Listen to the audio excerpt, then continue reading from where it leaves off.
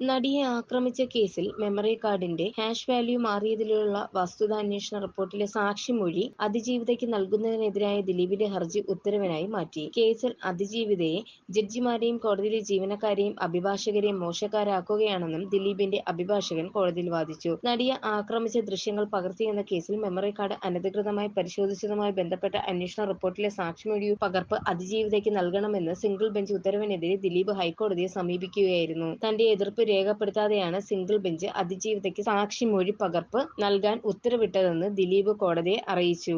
അതേസമയം കോടതി ഉത്തരവിനെ എതിർക്കാൻ പ്രതിക്ക് എന്ത് അധികാരമാണുള്ളതെന്ന് അതിജീവിതയുടെ അഭിഭാഷകൻ ചോദിച്ചു. ജില്ലാ ജഡ്ജിയുടെ റിപ്പോർട്ടിലെ വിശദാംശങ്ങൾ അറിയാൻ തനിക്ക് അവകാശമുണ്ടെന്നും തന്റെ മൗലികാവകാശമാണ് ലംഘിക്കപ്പെട്ടതെന്നും അതിജീവിത കോടതിയിൽ വ്യക്തമാക്കി. അന്വേഷണ റിപ്പോർട്ടിലെ സാക്ഷിമൊഴി പകർപ്പ് ദിലീപിന് എന്തിനാണെന്നും അതിജീവിത ചോദിച്ചു. News desk press Malayalam.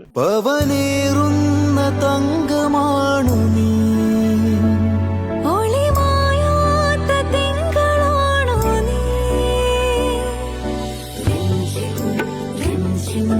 കൊഞ്ചം നിലാ എന്നും സ്വന്തം രാജകുമാരി. Be a Rajakumari.